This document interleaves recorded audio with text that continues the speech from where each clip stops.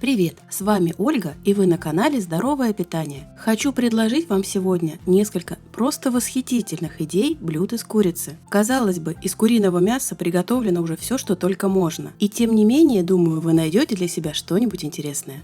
Блюда, которые покажу сегодня, иногда готовлю и в будние дни, но и на праздничном столе они занимают свое достойное место. Кстати, будут блюда, которые прекрасно подойдут и для детского праздника. Ну что ж, я начинаю. И первое блюдо будет с очень интересной подачей. Для него я взяла куриные окорочка и сначала буду их разделывать. На голени делаю круговой надрез около нижнего хряща. Немного сдвигаю кожу и куриное мясо вверх по косточке.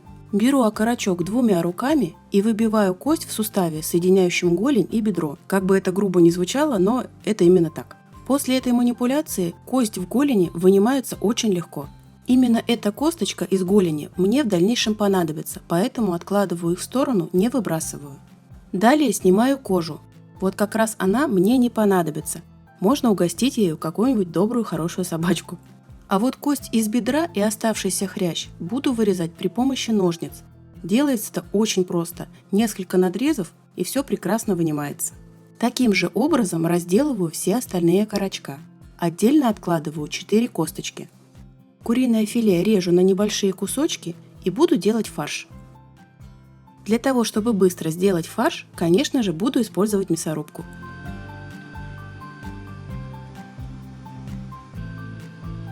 К готовому фаршу добавляю соль, овсяные отруби, измельченный чеснок и репчатый лук, дижонскую горчицу и творожный сливочный сыр.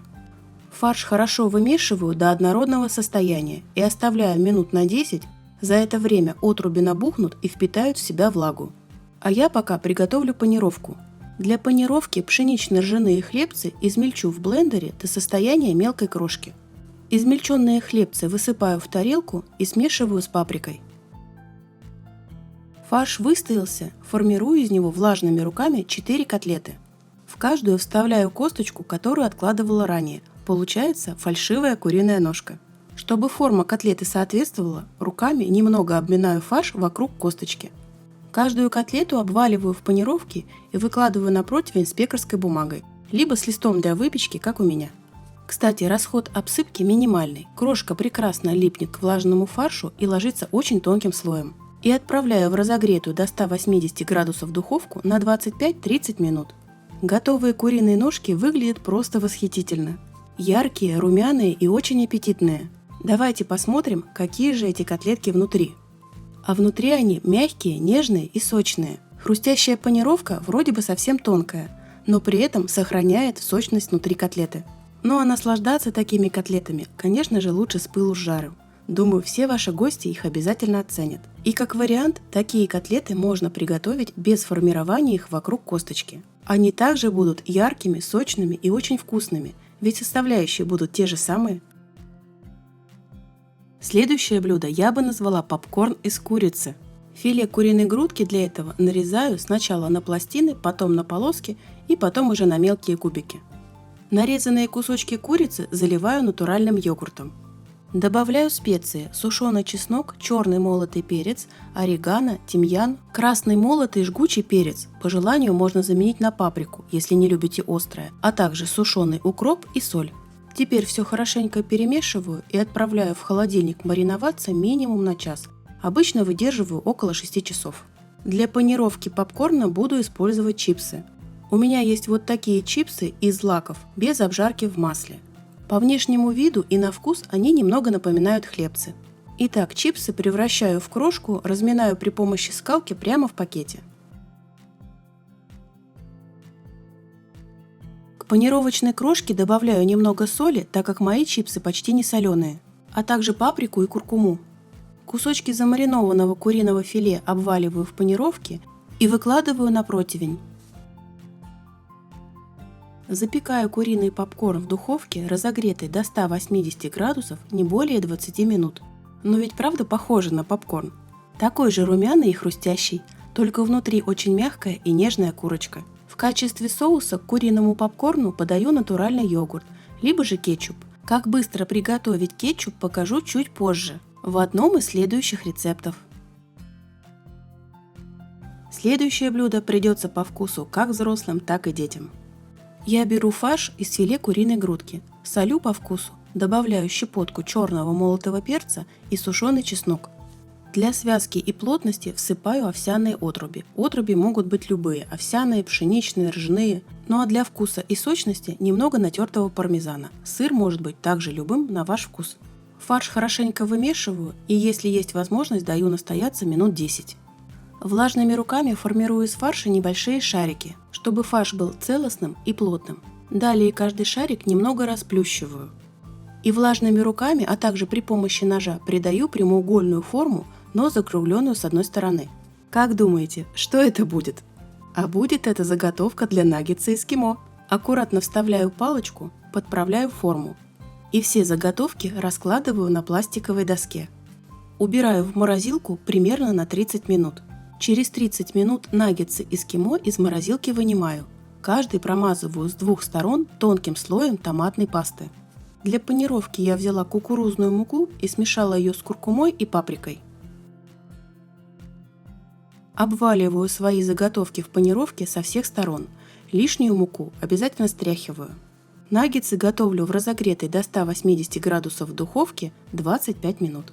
А пока они запекаются, сделаю очень простой соус. К греческому йогурту добавляю щепотку соли и измельченный укроп. Ну вот и мои красавчики-наггетсы готовы. Яркие, очень ароматные и притягательные. Согласитесь, их очень хочется попробовать. Что же это такое? Вкус этих наггетсов очень пикантный за счет специй и добавления томатной пасты в панировку. И при этом прекрасно сочетается с легким мягким соусом. Кто любит куриные крылышки, тем смотреть следующий рецепт обязательно. Крылышки разрезаю по суставу на две части. Залог вкусных крылышек – это вкусный маринад. Для маринада я беру измельченный чеснок, соль, копченую паприку и щепотку молотого чили. Если готовите для детей, то чили, конечно, можно пропустить. И еще вливаю пару ложек соуса терияки. Куриные крылышки будут мариноваться в холодильнике в течение 2 часов. Можно выдержать и дольше, будет только лучше. Замаринованные крылья раскладываю на решетке на некотором расстоянии друг от друга.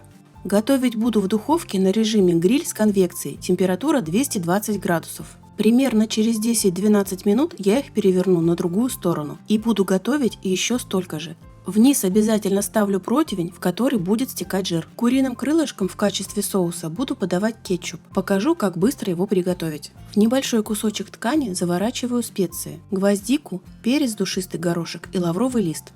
Завязываю кулинарной нитью. Эти специи отдадут кетчупу свой аромат, и при этом я смогу легко их вынуть. Ну а непосредственно для основы кетчупа я беру банку томатов в собственном соку. Неважно, будут это целые томаты, резаные, как у меня, либо протертые. Добавляю измельченный чеснок, черный молотый перец, сушеный лук, молотый кориандр, паприку и соль. Сахар я не использую, вместо него добавляю сироп топинамбура. Сбоку располагаю мешочек со специями. Можно привязать его кулинарной нитью к ручке кастрюли или сотейника. Сотейник закрываю крышкой и на медленном огне варю 10-12 минут. Мешочек со специями мне больше не нужен, просто его вынимаю и выбрасываю. И при помощи погружного блендера довожу соус до однородного состояния. Вливаю яблочный уксус, пробую на соль и сладость, если нужно добавляю. Довожу до кипения и с огня снимаю. Остужаю при комнатной температуре, после храню в холодильнике. А крылышки-то уже готовы. Какие же они румяные, а какие вкусные. С удовольствием бы всех вас угостила. Внутри мягкие и сочные. В общем, крылышки удались. Кстати, в противне, куда стекал жир, я собрала его 2 столовые ложки. Следующее блюдо готовлю очень часто, потому что просят дети.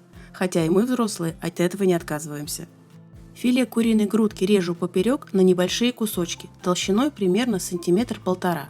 Куриное мясо солю и добавляю немного соды. Вливаю сок примерно из половины лимона. Перемешиваю и мариную курицу не более 15 минут. Для панировки снова беру пшеничные ржаные хлебцы. Уж очень хороши они в этой роли. Маленький расход и очень хрустящая корочка. Кусочки хлебцев выкладываю в измельчитель, сразу добавляю сушеный чеснок, черный молотый перец, молотый кориандр и паприку. И измельчаю все вместе. Кусочки куриного филе, думаю, совершенно понятно, что это будут наггетсы, обваливаю в панировке и буду запекать в разогретой до 180 градусов духовке. Я дополнительно включила режим конвекции, так наггетсы приготовятся быстрее, минут за 20, и будут более хрустящими. Без режима конвекции необходимо просто увеличить время приготовления на 5-7 минут. Ну а пока расскажу процесс приготовления еще одного соуса, который прекрасно подходит для блюд из курицы. В небольшом сотейнике пассерую цельнозерновую полбяную муку на топленом масле. Также можно взять цельнозерновую пшеничную муку, либо овсяную. Примерно через 30 секунд вливаю теплое молоко, правда похоже на основу соуса бешамель. Довожу смесь до кипения и добавляю натертый сыр. Провариваю на медленном огне при слабом кипении до того момента, как сыр растворится. Чем ярче и насыщеннее вкус сыра, тем ярче и вкуснее будет соус. Не стоит брать сыр с нейтральным вкусом. У меня сегодня белый чеддер. Если соус кажется вам недостаточно однородным, воспользуйтесь погружным блендером. Несколько секунд, и текстура соуса совершенно изменится. Еще раз аккуратно довожу соус до кипения и с огня снимаю. Остужаю сначала при комнатной температуре, после храню в холодильнике. Горячие наггетсы хороши не только с сырным соусом, но и, конечно, с кетчупом. Рецепт я вам показала чуть ранее. Наггетсы просто замечательные, а главное вы знаете, что они принесут вашим детям только пользу.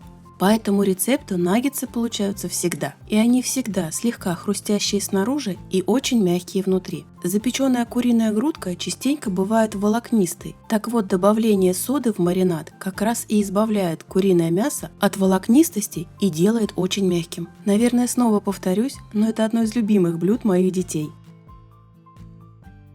Хочу предложить вам идею очень сочных куриных котлет. И, конечно же, у них тоже есть своя изюминка. Я смешиваю два вида фарша – фарш куриной грудки и фарш куриного бедра. Добавляю соль, черный молотый перец и паприку. Также в эти котлеты кладу много овощей и зелени. Натертую на мелкой терке морковь, нарезанную зеленую фасоль, я взяла замороженную, измельченный зеленый лук, зелень укропа и кинзы. А также кладу немного греческого йогурта, можно взять натуральный, и натертый сыр, у меня пармезан. Хорошо вымешиваю фарш до однородности. Ну а теперь об изюминке. Большую головку красного репчатого лука режу на ломтики толщиной примерно 1,5 см. Аккуратно разъединяю на кольца. Выбираю самые большие и аккуратные. Каждое луковое кольцо наполняю фаршем. Немного уплотняю и утрамбовываю его. Готовить котлеты в луковых кольцах буду на антипригарной сковороде. Сковороду предварительно смазала каплей растительного масла. Огонь делаю ниже среднего, чтобы котлеты равномерно прожарились и не пригорели. Через 3-4 минуты переворачиваю на другую сторону. Огонь еще немного убавляю и сковороду сверху накрываю крышкой. Готовлю так еще минут 5. После крышку убираю. Котлеты обжариваю еще пару минут. В течение этого времени несколько раз их переворачиваю. Это блюдо прекрасно подойдет в качестве горячей закуски, например. Выглядит оно очень ярко и необычно. Но главное, что и на вкус котлеты в луковых кольцах просто восхитительны. Ведь в них так много зелени и овощей. Фасоль внутри чуточку твердая и хрустящая, как, собственно, и сладкая скорлупка из лука. Думаю, и это блюдо заслуживает вашего внимания. Смотрите и другие мои видео, ссылка сейчас на экране. Надеюсь, вам было со мной интересно, и рецепты обязательно пригодятся, ведь впереди так много праздников.